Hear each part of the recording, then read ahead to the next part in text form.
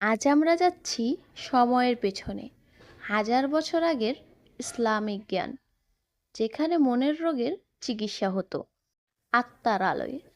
আর একদিকে আজকের আধুনিক থেরাপি, সিবিটি, মাইন্ডফুলনেস। প্রশ্ন হলো, এই দুই পথের মধ্যে কোনটি আসলে কার্যকর? ইবনে সিনা শুধু চিকিৎসক ছিলেন না, তিনি মন ও আত্মার সম্পর্ক বুঝতেন। তিনি দেখতেন কারো দেহ অসুস্থ না হয়েও মন ক্লান্ত হয়ে পড়ছে, এর মানে মনেও চিকিৎসা চাই। তিনি রোগীকে জিজ্ঞাসা করতেন, তুমি কিসে ভয় পাও, তোমার কি আশা? আল গাজালি বলতেন, মানুষ নিজের নাফসকে না চিনলে কখনো শান্তি পাবে না। তার মতে মনের রোগ আসে আত্মার অসততা থেকে।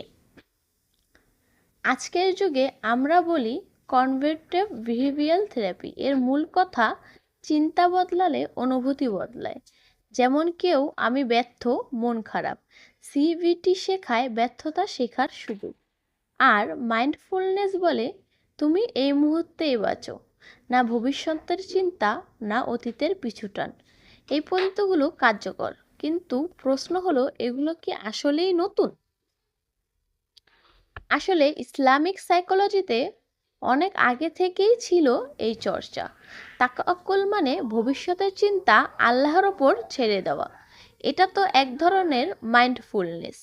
আবার সবুর মানে নিজেকে নিয়ন্ত্রণ করা। এটাও তো সিবিটির মূল।